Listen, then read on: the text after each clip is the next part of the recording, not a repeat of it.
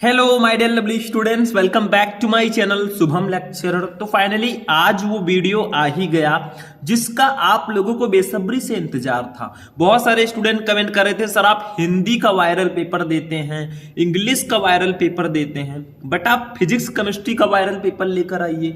तो आज हम आपके लिए लेकर आए हैं क्लास 12 केमिस्ट्री का एक ऐसा पेपर जिसको आपको बोर्ड एग्जाम देने से पहले सॉल्व कर लेना चाहिए, क्योंकि ये केमिस्ट्री का एक वायरल पेपर है। ऐसे ही 7 मार्च को आपके केमिस्ट्री का पेपर आएगा। तो अगर आप भी चाहते हैं कि भैया इस बार हम केमिस्ट्री में 70 में 70 या 70 में 68 69 लेकर आए, तो इस वीडियो को शुरू से लेकर लास्ट तक देखना। हालांकि इस वीडियो में मैं आपको क्वेश्चन तो नहीं बताऊंगा, बट हाँ आपका पेपर कैसा आएगा। बहुत सारे स्टूडेंट कहते हैं सर केमिस्ट्री का पेपर हार्ड होता है। अरे हार्ड वार्ड कुछ नहीं होता, अभी मैं इसमें डिस्कस करूंगा कैसा होता है पूरे केमिस्ट्री का पेपर। तो इसके लिए आपको इस छोटे से वीडियो को शुरू से लेकर लास्ट तक देखना है, अपना पूरा प्यार देना है, क्योंकि ये वीडियो बहुत ज्यादा इंपॉर्टेंट है। तो केमिस्ट्री का पेपर जो है वो 70 मार्क्स का होता है, ठीक है। और केमिस्ट्री का पेपर इस बार कैसा आएगा मैं पूरे पेपर को सॉल्यूशन के साथ बताऊंगा। कितने नंबर के क्वेश्चन आएंगे, किस चैप्टर से कितने क्वेश्चन आते हैं, कौन सा चैप्टर सबसे ज्यादा इंपॉर्टेंट है जिससे ज्यादातर क्वेश्चन आते हैं। इस पेपर को देखने के बाद आपका सारा कंफ्यूजन दूर हो जाएगा। तो टाइम वेस्ट नहीं करेंगे, चलिए स्टार्ट करते हैं। बस इस वीडियो को लाइक करना, चैनल पर नए चैनल को सब्सक्राइब कर लेना, बस चलिए देखते हैं। देखो ये रहा क्लास 12 केमिस्ट्री का पेपर। ऐसे पेपर रहेगा, यहाँ पे अनुक्रमांक नाम आपको अपना लिखना होगा, समय विषय रसायन विज्ञान होगा, केमिस्ट्री इंग्लिश में इसको बोलते हैं, जिसको नहीं पता जान जाओ, ठीक है। ऐसे पेपर कोड एक रहेगा, जैसे यहाँ पे 315 AD है, हो सकता है कोई दूसरा पेपर कोड हो, ऐसा भी हो सकता है।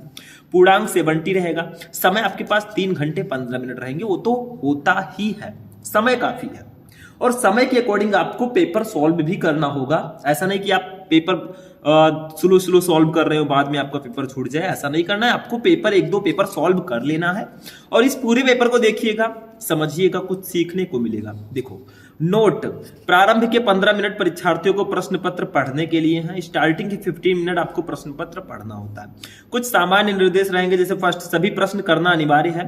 प्रत्येक प्रश्न के निर्धारित अंक उसके समक्ष दिए गए, मतलब आपको सारे प्रश्न करने हैं और हर एक प्रश्न का निर्धारित अंक उसके सामने दिया गया है। दूसरा, गणनात्मक प्रश्नों में गणना के समस्त पद लिखिए। जहां भाई कैलकुलेशन करना हो वहां पे कैलकुलेशन के सारे स्टेप्स को आपको लिखना है। तीसरा, प्रश्नों के प्रासंगिक उत्तर लिखिए, मतलब जो प्रश्न है उसका प्रासंगिक उत्तर वो उसी में आपको लिखना है। ऐसा नहीं कि प्रश्नोत्तर संख्या आपने दूसरा डाला, आंसर दूसरा लिख डाला तो समझ लीजिए काम बेकार कर डाला। चौथा, जहां आवश्यक हो केमिकल रिएक्शन रासायनिक समीकरण भी देना। भैया ये केमिस्ट्री है, यहाँ पे केमिकल रिएक्शन भी आपको देना होगा। अब बात करते हैं, सबसे पहला क्वेश्चन जो होगा ये ऑब्जेक्टिव होगा। 6 क्वेश्चन रहेंगे ऑब्जेक्टिव के और 6 नंबर आपको इसके लिए दिए जाएंगे। फिर उसके बाद में 2 नंबर वाले लघु उत्तरीय प्रश्न रहेंगे, फिर आपको लघु उत्तरीय प्रश्न दिए जाएंगे। हालांकि लघु उत्तरीय प्रश्न बहुत इंपॉर्टेंट है, इसमें केमिस्ट्री में सबसे ज्यादा नंबर के आते हैं। देखो फर्स्ट, इस प्रश्न के प्रत्येक खंड में 4 विकल्प दिए गए हैं, सही विकल्प चुनकर उसे अपनी उत्तर पुस्तिका में लिखो। आपको जिस क्वेश्चन का आंसर पता होगा फटाफट आंसर दीजिएगा। आप लोग स्मार्ट स्टूडेंट हैं तो बिल्कुल भी लापरवाही नहीं। का देखो का क्वेश्चन, धातु जो सरलता से ऑक्सीकृत हो जाती है, 1 नंबर मिलेगा। पूरे बताइए इसमें से कौन सी धातु है जो सरलता से ऑक्सीकृत हो जाती है।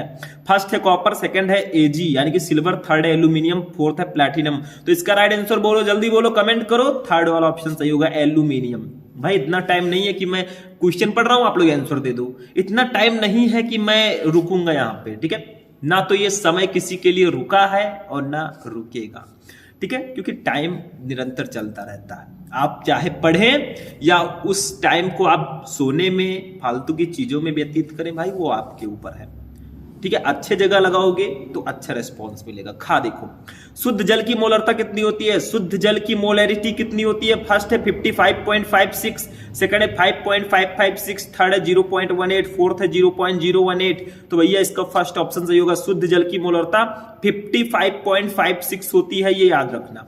गा देखो, निम्न में कौन सा ऑक्साइड हाइड्रोजन द्वारा अपचयित होगा? इसमें से कौन सा ऑक्साइड है जो हाइड्रोजन द्वारा अपचयित हो जाएगा? फर्स्ट है Na2O सोडियम ऑक्साइड, सेकंड है MgO मैग्नीशियम ऑक्साइड, थर्ड है Al2O3 एल्यूमिना, फोर्थ है Ag2O यानी कि सिल्वर ऑक्साइड। इसका राइट आंसर हो जाएगा option number fourth silver oxide. इनमें से जो सिल्वर ऑक्साइड है वो हाइड्रोजन द्वारा अपचयित हो जाएगा। That's a right answer.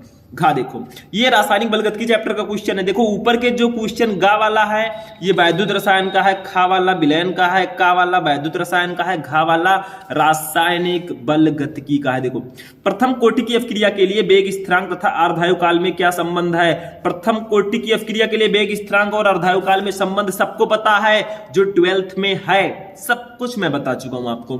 First है k equal to 0.6932 upon T half. देखो k है वेग स्थिरांक, टी हाफ है अर्धायु काल। सेकंड है T half equal to k upon 0.6932। Third है T half equal to 0.6932 k।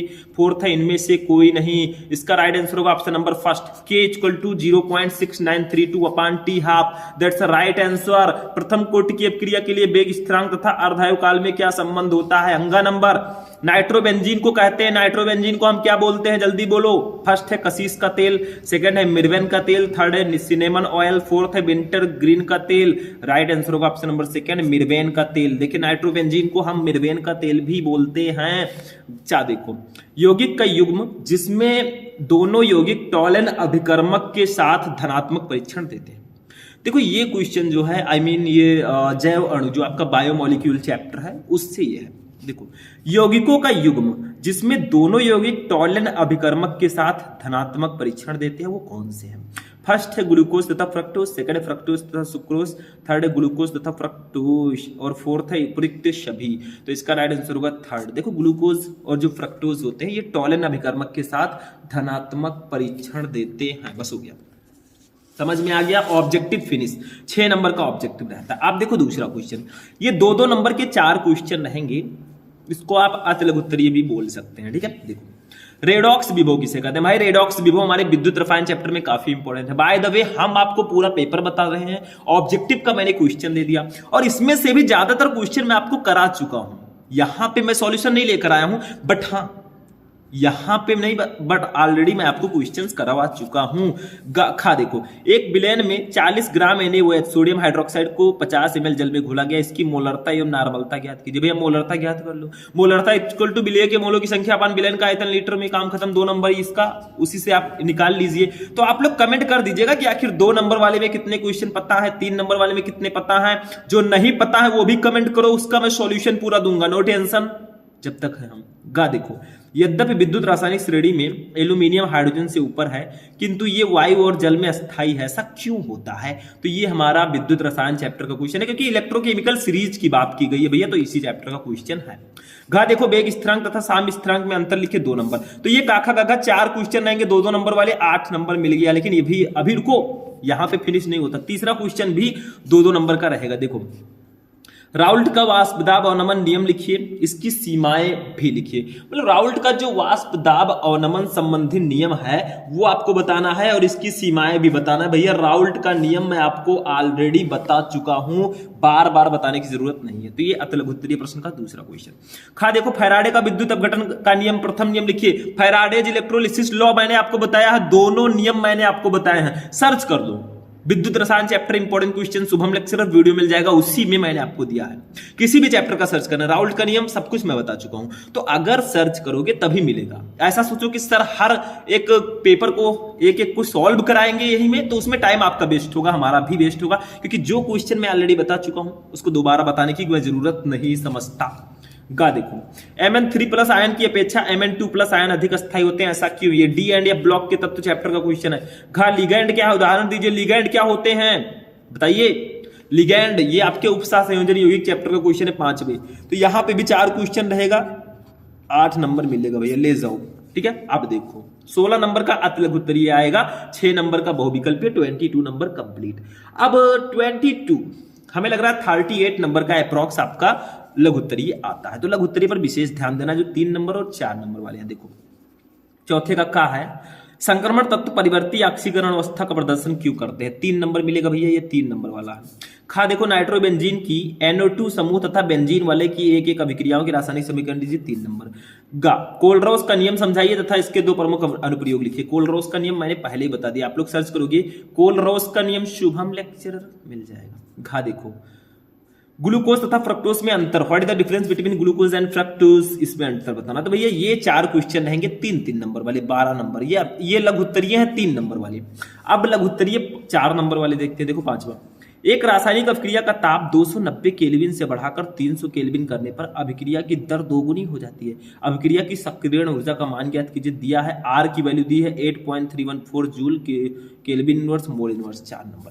देखो सक्रियण ऊर्जा किस चैप्टर में ये क्वेश्चन है? शायद मेरे अकॉर्डिंग ये होगा चैप्टर 3 में, शायद रासायनिक बलगतिकी में होगा या तो विलयन में होगा। ठीक है, इसको देख लीजिएगा। खा देखो एक दंतुर, द्विदंतुर और उभय दंतुर लिगैंड से क्या तात्पर्य? प्रत्येक के 2 उदाहरण देखिए भैया। लिगैंड उपसह संयोजन यौगिक में लिगैंड और लिगैंड के प्रकार, इसको नहीं पढ़ोगे तो बाद में पछताओगे, क्योंकि लिगैंड और टाइप्स ऑफ लिगैंड्स ये क्वेश्चंस आते हैं। यहां पे भी आपको लाइव देखने को मिल गया। तो यहां पे आप समझिए किस चैप्टर से ज्यादातर क्वेश्चन है। अभी जब मैंने देखा तो आपके विद्युत रसायन और स्टार्टिंग के जो चैप्टर्स हैं उसके क्वेश्चन ज्यादातर आ रहे हैं। चाहे आपका जो फर्स्ट केमिस्ट्री है चैप्टर 1 से 5 तक क्वेश्चन ज्यादा आए हैं। देखिए एक चीज और ध्यान रखिएगा, जो विस्तृत उत्तरीय प्रश्न होते हैं वो आपके पार्ट 2 से ज्यादातर आते हैं। मतलब जो आपका कार्बनिक रसायन है चैप्टर 6 से चैप्टर 10 तक। ठीक है, मतलब जो बहुविकल्पीय अतलघुत्तरीय लघुत्तरीय होंगे वो ज्यादातर आपके मोस्टली की मैं बात कर रहा हूं, ऐसा नहीं कि पूरा वहीं से आएगा, लेकिन ज्यादातर चैप्टर 1 से 5 तक आएंगे।